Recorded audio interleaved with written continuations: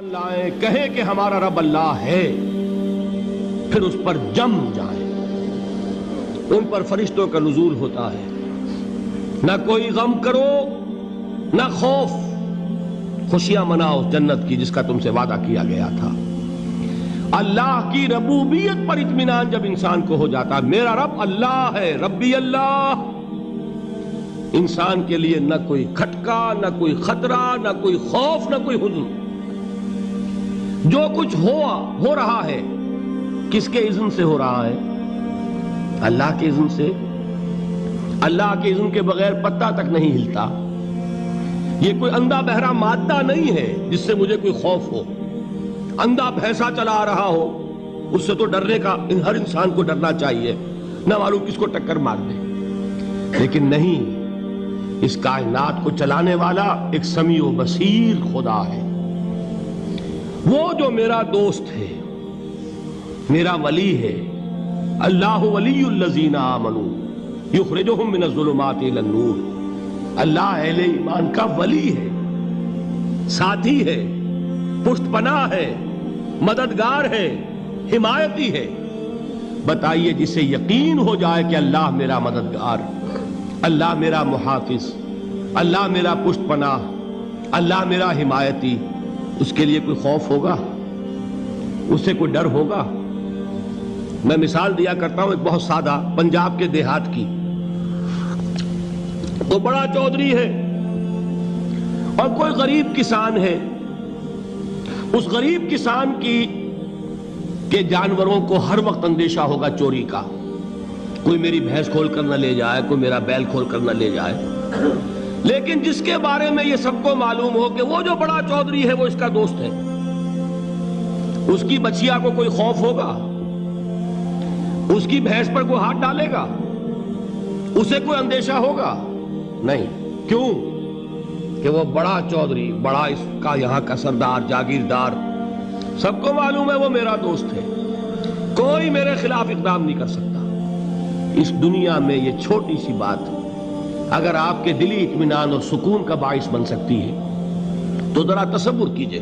میں لفظ تصور استعمال کروں گا صرف اس لیے کہ اس کا ہم جس کو کہتے ہیں ادراک اور شعور کر نہیں سکتے، اگر کے ساتھ کر سکتے۔ اگر یقین ہو کہ اللہ میرا مددگار اور یقین ہو کہ اللہ ہر آن میرے ساتھ ہے، پھر کوئی خوف؟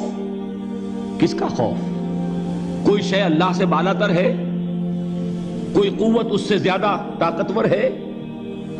کوئی اس کے ارادے کو بدلنے والا ہے؟ کوئی اس کی مشیت کے آڑے آنے والا ہے؟ یہی بات ہے جو حضور نے فرمائی۔ یہ ایمان کا حاصل ہے لب لباب،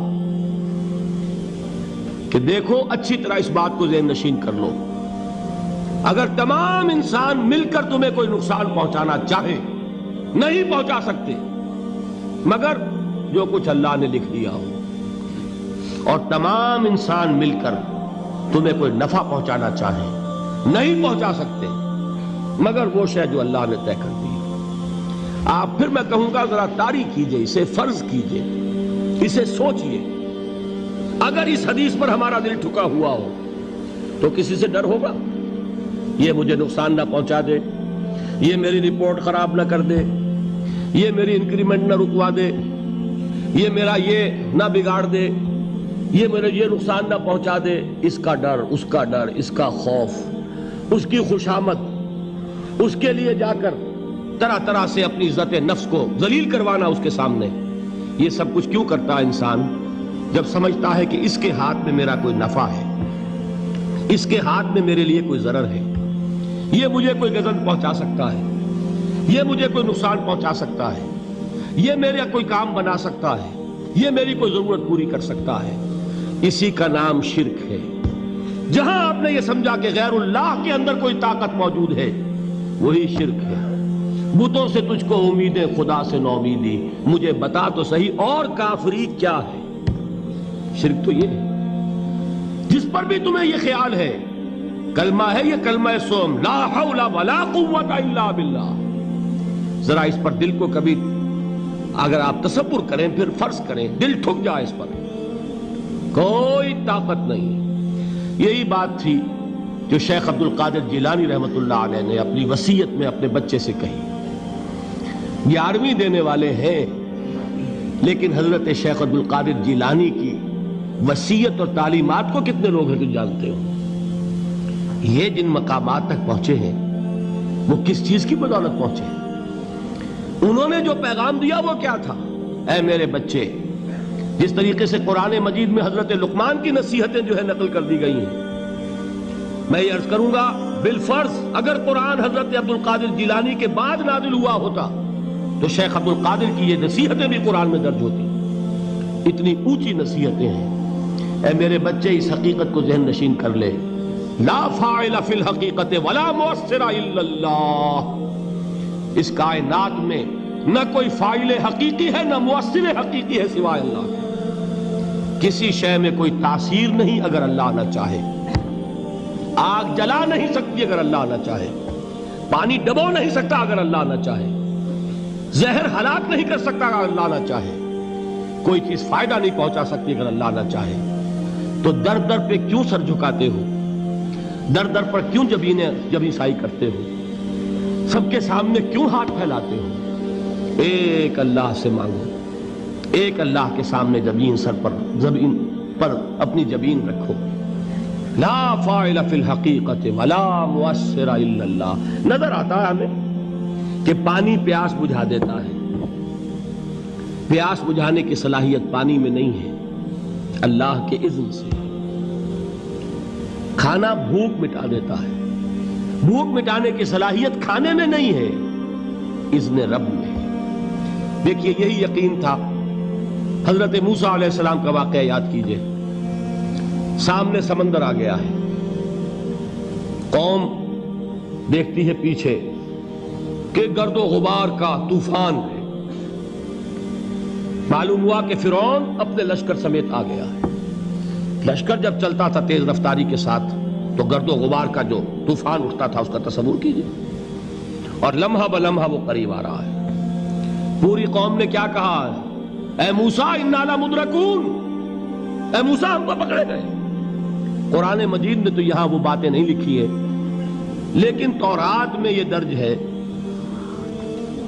کہ بنی اسرائیل جھگڑنے لگے، دست و گریبان ہو گئے موسیٰ کے ساتھ. موسیٰ ہمیں یہاں مروایا لا کر، اس سے تو ہم ہی بہتر تھے. وہاں کھانے کو ملتا تھا، زندگی تو تھی، بیگار ہم کر رہے تھے، موت تو نہیں تھی. اب جو کچھ ہوگا اس کا تصور کرو، جس طریقے سے ہمارے ٹکڑے اڑائے جائیں گے. تو لڑ رہے ہیں حضرت موسیٰ علیہ السلام سے. یہ تورات کی تفصیل ہے. قرآن میں صرف اتنا آیا ہے، پریشان ہو کر انہوں نے کہا انا لمدرکون، موسیٰ ہم تو پکڑے گئے. اس وقت موسیٰ کا جواب کیا ہے؟ کلا ان معی ربی سیہدین. نہیں، میرے ساتھ میرا رب ہے، وہ راستہ دے گا. بتائیے کہاں راستہ نظر آ رہا ہے؟ یہ ہے ایمان بالغیب. راستہ نظر نہ آئے تب اللہ پر یقین ایمان ہے. جیب میں پیسے ہوں اور تب دل کو اطمینان ہے تو ایمان کس پر ہوا؟ پیسے پر، اللہ پر نہیں. جب وسائل و ذرائع نہ ہو اور پھر یقین ہو کہ اللہ مسبب الاسباب ہے، وہ اسباب کا پابند نہیں ہے، وہ اسباب کا محتاج نہیں ہے، اسباب اس کے محتاج ہیں. اگر یہ یقین ہے تو اللہ پر ایمان ہے. یہ نہیں ہے تو تمہارا ایمان اسباب پر ہے، وسائل پر ہے، ذرائع پر ہے، مادیات پر ہے، اللہ پر نہیں. اس وقت کہاں راستہ تھا؟ کوئی راستہ تھا؟ سمندر ہے اور ادھر سے لشکر آ گیا ہے. کلا ان معی ربی سیہدین. اب دیکھیے ایمان کہہ دینا آسان ہے، ہوا معکم اینما کنتم، جہاں کہیں بھی تم ہوتے ہو اللہ تمہارے ساتھ ہوتا ہے. لیکن اس کا یقین قائم ہو جائے تو زمین و آسمان کا فرق واقع ہو جائے.